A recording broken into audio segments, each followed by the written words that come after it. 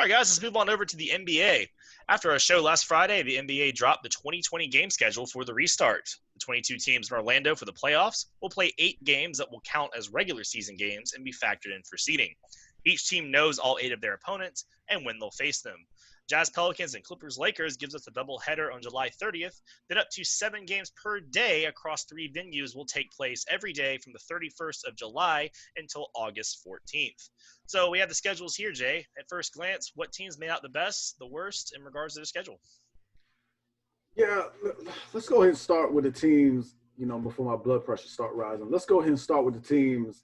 They have a difficult road. There's a few of them. You talk about, I'm looking at the Lakers right off the jump, and I was trying to explain this a little bit earlier, but the Lakers, top 3 team in this league easily. They've been the best team wire to wire in the West. So although they only get 1 game against a sub 500 team, that would be the Kings' last game of their road. They're still vastly superior to every other team on this schedule, minus the Clippers. I put the Clippers right neck and neck with them at this stage. So they get the Clippers up front. Then they get Toronto, Utah, OKC, Houston, Indiana, and Denver. So all those teams are going to be in this thing when it's all said and done. So that's a difficult road, but we also got to remember they got a 5.5 game cushion on the Clippers for the top seed. So, and again, I talked about this in the last show. With no Avery Bradley, this would be a great opportunity for Frank Vogel to fiddle with his rotations, see what guys he can trust, see how he wants to distribute those minutes that Bradley used to have. We know we're going to see more of Caruso. I assume we're going to see more of KCP. Also got to see how we get these new guys, that old fabled duo of J.R. Smith and Dion Waiters. I can't wait to see it. It's going to be a beautiful thing. Must watch TV. But we'll see how it goes. But then again, I'm also looking at Denver. Denver's got a bit of a little rough stretch here. They do get the Spurs and Blazers, but as far as teams that when we talk about that are doormats in this thing, I mean, it's not Phoenix and it's not Washington. I mean, we know Popovich is going to have them Spurs competing with LaMarcus Aldridge and DeMar DeRozan leading the way. And, of course, Portland's got a sense of urgency now. I did actually read something to say that old Nurkic will be back playing. So we got to take them. Them somewhat and old seriously. Collins. Yeah, and Zach Collins, him too. So they got some height in there. But then Miami, OKC, Utah. They got to play the Lakers and the Clippers, and they have the defending champion Raptors. So the Nuggets, they got a bit of a difficult road as well. Phoenix, just want to wish you guys good luck. You get 1 game against a sub-500 team, so you better beat the Wizards and get off to a good start. Because if you don't, it'll be a short stay at whatever that one hotel is. That's where them guys going to be a 1 to 2 week stay, and then they can get out of here. But it's the main point of this, which is the easy schedule. And as soon as one of the things I was looking at right off the jump that I wanted to see was how did the Pelicans end up in their schedule against what Memphis was going to get.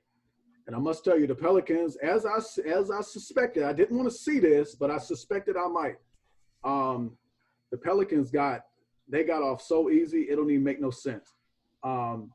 They get the Jazz and Clippers right off the bat, and I'm not even convinced that Jazz game is going to be all that difficult. I don't know that I'd probably flip a coin on that game at this point. We know Bogdanovich ain't there, and I know Donovan Mitchell has said recently that, hey, yeah, me and Gobert, we're fine now. Well, yeah, I'll believe when I see it. But then they get the Clippers after that. But then after that, it's a cakewalk.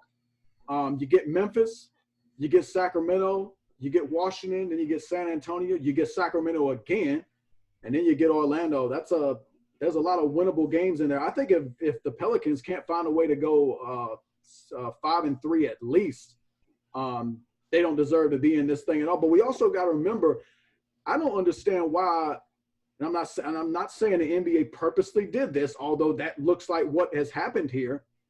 I don't know why the NBA had to schedule the Pelicans so easily, because remember, if the 9 seed, when it's all said and done at the end of the schedule, is within 4 games of the 8 seed, there's going to be a play-in runoff type thing where they play a couple games and see who gets the 8 seed.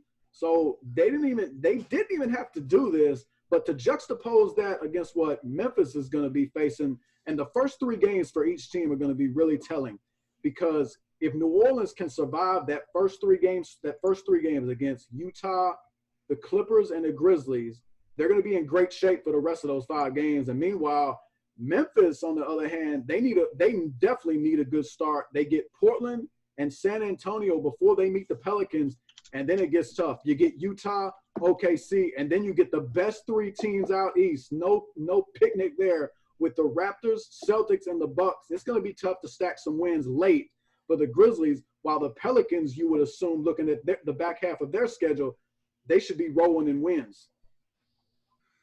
Yeah, so this whole thing, right? I just feel like the NBA doing too much. Like, we got a whole lot going on. You got, if you within 4 games and you the 9 seed, you get to play in to play the 8. You got this is a lot. I feel like this is like the state circus. Like, what are we doing here? We got a whole lot going on for some minimal entertainment. Here's the deal. Let's answer your question, right? Which team got the best schedule? New Orleans. Like, they got the best schedule.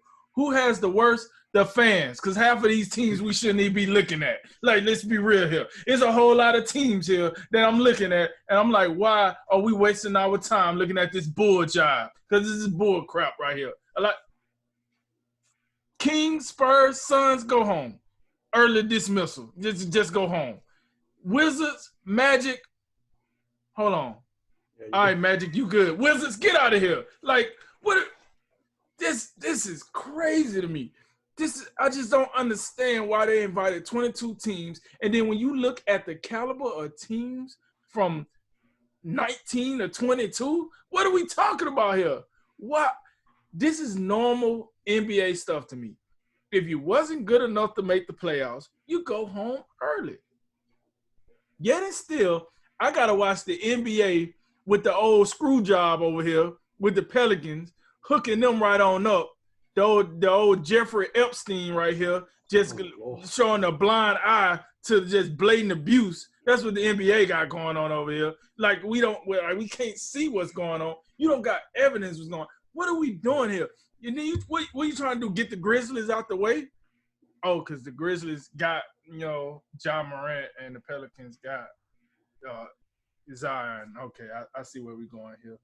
Man, listen, this is bull crap, first and foremost. But for the sake of the segment, I guess I need to answer the question.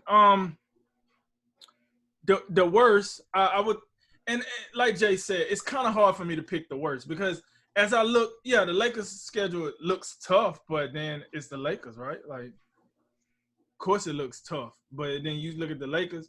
Maybe I could say maybe a team like the Thunder got it tough. I mean, not Thunder, I'm sorry. The Nuggets got it tough. I'm looking at what they got to do.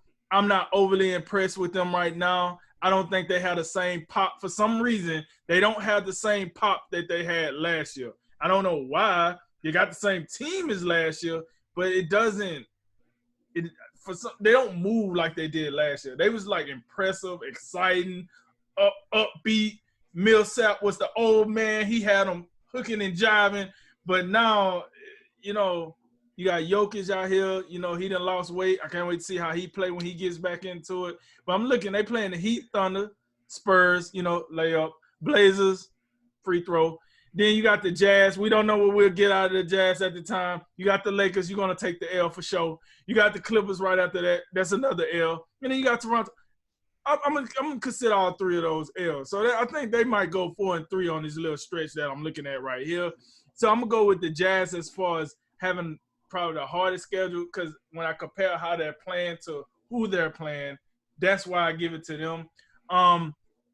But listen, overall, I keep looking at this and I just can't get over the fact this is a bunch of horse crap. Like, this is looking at a bunch of teams that shouldn't even be playing.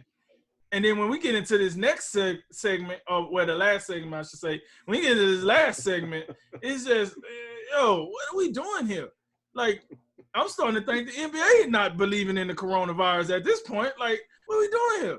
You just, like, teams getting sick for what? To do the same thing they would do on a normal season? In a normal season, they'll be at home on the beach or whatever. You bringing them to Orlando to do what? Hold the pom-poms? Make quota? Because they ain't winning no championship here, buddy. Like, what are we looking at? You telling me. You look at this. Look at the Spurs. Look at the Spurs schedule. What are we doing here? Who are they beating? This Spurs team. Oh, by the way, in the next segment, we're going to talk about a Spur, right, that don't even want to be there. I wonder why he don't want to be there. Because he's looking at the same thing I'm looking at. This is bullcrap. A waste of time. Oh, God. I didn't even know that. What are we doing here? I'm out here. About it. I'm done. I'm out. Drake's out the building. He can't. He's done with the bubble. He's leaving. No. So from what we gather, the NBA did have to clarify how they made these schedules. So for a programming note, what they basically said was we looked at the games that the teams had left. They threw out the 8 teams that aren't participating at all, and they tried to make sure you had somewhat feasible matchups based off who you had left. And the Pelicans did have a bit easier road than these other 3 teams did, but boy, it does look a little bit skewed. And for whoever's keeping score happens to care about the 8th seed in the West, the Grizzlies hold a 3.5 game lead on the Blazers, Pelicans, and Kings. With needing to be within 4 for that play-in for the 9th seed. Now, if there's more than one team tied at the end, like it is right now, I have no clue what they're going to do. I assume all teams get a play-in. I don't know. But it's what it's supposed to be is the 8th seed plays the 9th seed, single elimination for the 8th seed, double elimination for the 9th seed, beating the 8th seed twice. We'll see how it goes. That's a lot. Kings also, the Kings and Pelicans definitely have an easier road, it would seem, than the Blazers. Or the Grizzlies do for that matter. So if you're interested in that race, that's a note there. But that was essentially how they tried to format these schedules. It wasn't just 8 random teams drawn out of a hat, or Adam Silver just writing in whatever he wanted. Although maybe they did, who knows? But the other thing we'll also note is they also, they're playing these games 7 games a day across these 3 venues, and each team is going to have 4 home games, 4 away games, and the tip-offs are set for the first 7 games of each team's schedule, but the 8th games are TBD based off of how the matchups go, who's in, who's out, all that stuff. So we could see some pretty fun games the last game of this quote regular season, and this is being counted as a regular season, and stats are being kept as a regular season. So we'll see how it goes, but this should wrap up by mid-August, and we'll have the playoffs on the 17th. Tell me, how do we know who's home and away? I guess you get simulated colors on the scoreboard. You get a star on the court. Maybe they do what they did in Korea. They bring the sex dolls in, and they dress you up in whatever team colors. I don't know. I regret asking that now. But listen to this.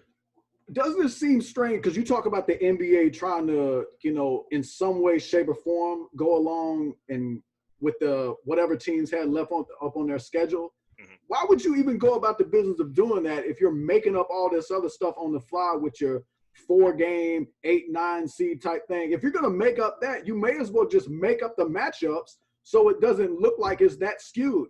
I just find it hard to believe. They tried to clarify, but like I said, it's very suspicious because they had a lot of caveats and thens and maybe buts. So I guess they wanted to make it look like your schedule would have looked, but it's just like Drink said. It's just like Drink said earlier.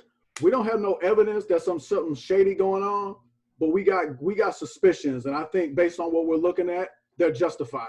Yeah, I suspect we're going to get a Zion versus Ja play-in game. That's what I suspect.